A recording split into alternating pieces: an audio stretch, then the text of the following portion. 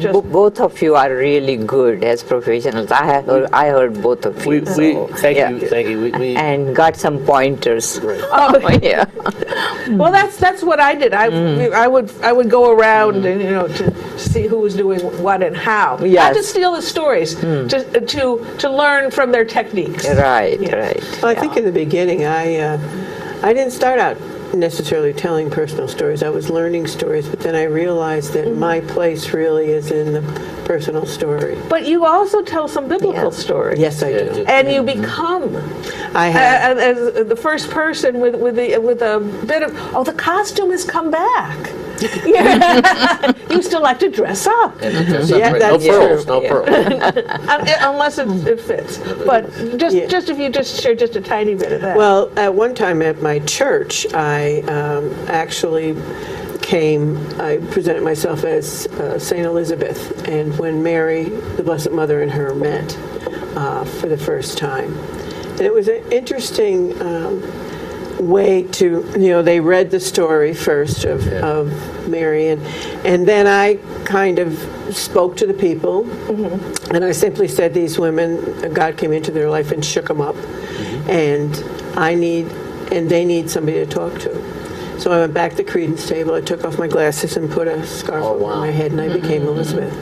And I told them I was so glad they were there because, I shared with Mary, but I needed somebody else to kind of talk to about what had happened. And it was an interesting experience. And I almost really felt like Elizabeth, which was like she took over the... Boy, I have to commend you. I think first-person storytelling. I didn't know what I was doing. Well, I think it's part. It's hard to do because your heart was it was telling from your heart. Yeah, exactly. So I commend you for that, and I could see how you'd want to do it. And I had the script. You had it the was, script. It was, You had the script, right. It was right there in the Bible. I didn't have to go looking for a script. And I had the playwright was pretty good. Yeah, okay. I want to spend a little time, though, to go back on a little bit of kind of segue from that story. Children at the Well has been, I think, heroic in my estimation. I use that term not in the, but just for being able to bring together young minds and hearts, and consequently then all the other parts of those faith communities. Should I tell my story, One Path to World Peace? Well, Because that gives an overview of the whole process. It's a good story, and I'll set it up because Children at the Well had been going about 5 years, maybe, when this happened. And we had a gathering of New York State storytellers. And it was hosted in Schenectady, so we had time for an open mic, and we'd kind of comp these kids. We didn't charge them, right? Okay, but before we get to that, that's the end of this story. Okay. So the beginning of the story is... First story, I should have let her tell it. Sorry, kid. Sorry.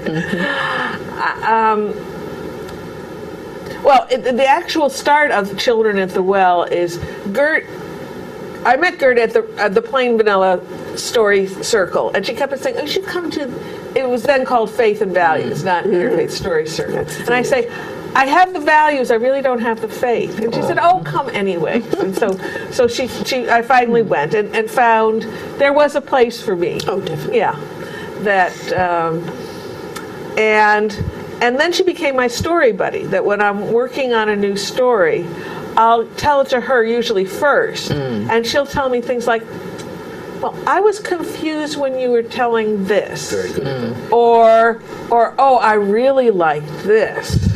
So a very gentle guidance. I wouldn't even call it a critique. It's gentle guidance.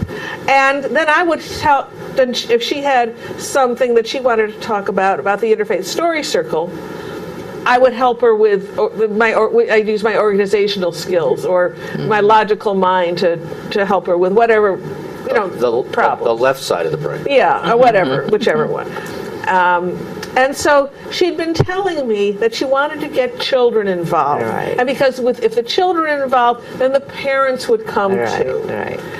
And so she mentioned it again once. I said, you know, I just got an email from the National Storytelling Network, and they have this award called the Brimstone Award for new projects that could be replicated other places. So if you want to do something involving a children's storytelling group, maybe you can get your initial funding from them. And so I helped Gerd and Paula Weiss do the preliminary proposal. They first wanted a preliminary proposal, and then if they liked it, then they asked the top few to do the full-blown proposal, which had finances and many more details.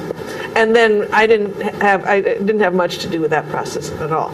So I was sort of one of the midwives. One of the midwives. Children at the well. Yeah, wow. Well, which sounds like all these women are giving birth at once, but no. Anyways, so this is a story that I created about children at the well that explains them. Once there were 3 young men, a Jew, a Hindu, and a Muslim.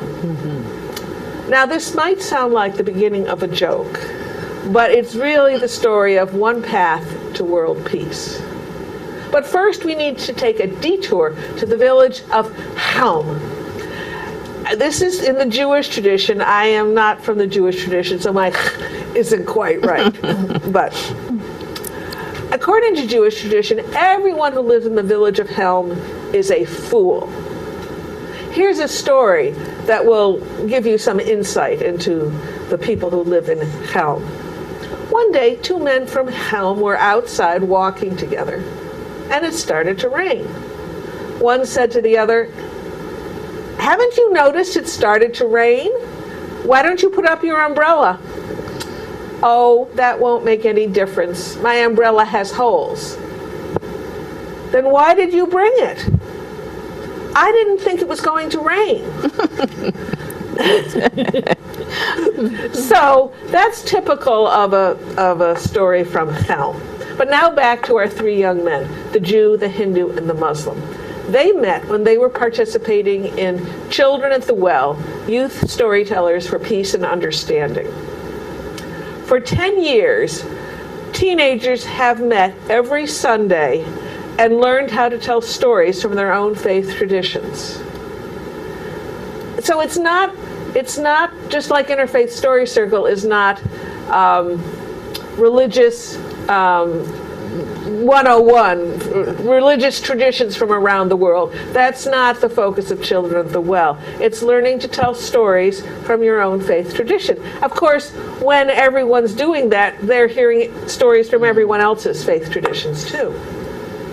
The end of the program each year is a performance.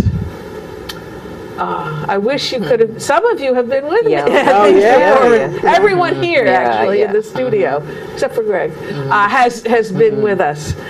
Each year, it's in a different house of worship. Before the performances, the families come in and they're bringing food for the potluck afterwards, and they're beautiful to smell as well as to look at. Vegetarian, so that nobody's religious culinary issues have to be dealt with. But people still write down what are the ingredients just in case. Then the storytelling starts. The Jewish young man, Ben, got up and tells a story from Helm. That's his specialty. Oh, it is. And that's why we took that detour, so you knew what that was about. Then Ritham, the Hindu young man, got up and told a humorous story from his faith tradition. Both of these young men are brilliant mimics, and the different voices they use just make their stories even more delightful. Now, Kalafala, the Muslim young man, usually has a solemn expression on his face, but when he smiles, his whole face lights up. Yes. Now, he told a personal story about his journey from graduating from 8th grade in the Muslim school in Colony and going to high school at Niskayuna High School, and how he learned about that greater community and they learned about his and his community. then there's the potluck. But what I love most about these gatherings, more than the stories, more than the food, is watching these kids together. Before and after, they just glom together, and they're talking to each other. And did you? I forgot something, but I put it in, and yeah, you did. You did that the best I've ever seen. And they've clearly become friends. Kids from different areas in the capital, different district, different traditions. Socioeconomic, all different. They've become friends because of Children at the Well. And that's what Children at the Well, what that metaphor is, that the wells in villages were where people came together. And then, but I ran into these three young men at the New York State Storytellers Gathering. And we were at a swap at the end of the day. Joe was facilitating it. And at a swap, somebody, just like at the Interfaith Story Circle, somebody goes, "Oh, I'll start." And they tell a story. And then somebody says, often, like we've been doing, "Well, that reminds me of," and they tell another story. But occasionally, there's no one who volunteers to tell the next story. That happened in this swap, and Joe said to those three young men, because of course they were sitting together, they were the only people under 55 there probably. There might have been two people in their 30s. Yeah. So Joe turned to them and said, "Do any of you have a story that you want to share?" And Rhythm the Hindu turned to Ben the Jewish young man and said, "Tell them a story from Helm." And Kalafala, the Muslim young man, smiled and said, "Yes, tell them a story from Helm." So Ben did, and we all laughed. I remember thinking that day, how many places in the world today would you see a Jew, a Hindu, and a Muslim sitting together as friends and sharing stories? And then I had this other thought. Whoever would have guessed that one path to world peace goes straight through the village of Helm? Yeah. See, I just want to, these three young men Right. and more, I know some Right. of them, they are in college, some Yes. of them now. Some of them And graduated. they are doing such a good work and taking it further. So how it helps, so starting as kids, so what they got from these story circles is they're giving it to the whole world, as you said, this peace path. And each one of them, I think, is a leader in their community, college community. I know that Kalafala was the president of the Islamic Student organization at SUNY Albany. And I think Aditya has published a book. Yes. He graduated John from- Yeah. John Right, Locke. has his own Yeah. photography. Well, but he also did that film.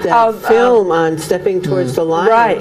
About another Muslim young Right. man and the Omar. difficulty he had Right. after 9/11, and he won, what was it, the Peace on Earth Right, right. in Chicago Yes. for Yes. that Yeah. documentary. Right, so if you go to childrenatthewell.org, you can find out about the film, you can find out more about Children at the Well. This year there is no class, they're taking time to... a book has just been, I don't know if it's actually, you could get a copy of the physical book yet, but about Children at the Well and how people could do their own, variations of it. And that's about to be published, and that also, information will be on the website when it becomes available. But you can always, in the upper right corner, I think, of any of these websites, with our voice or that, you can click and to stay in touch, and you can be put on their mailing list. And you will not get inundated with stuff, but it's just to stay in touch. So we only have a minute, Joe. Wow. Wow. Didn't that go fast? Yeah, really Well, fast. our Yeah. enthusiasm has been very rich. That's what that says. Because I've had so many more remembrances. Those are stories in the making of my time with the Interfaith Story Circle and with Children at the Well. I once had these three guys show up at my church, and we did this program together. And I took them out to Bomber's burrito thing because they hit me up for lunch. And I have never had as much fun with 3 people in my life as having Bomber's burrito. Today was pretty close, though. It was pretty close. Subin and you. That's Yes. right. Yeah. That's right on. Right on. Right on. Right on. And we hope you had a good time, too. But now it's time to say goodbye. And thank you for joining us, and we hope you'll come back again. Thank you. Thank you.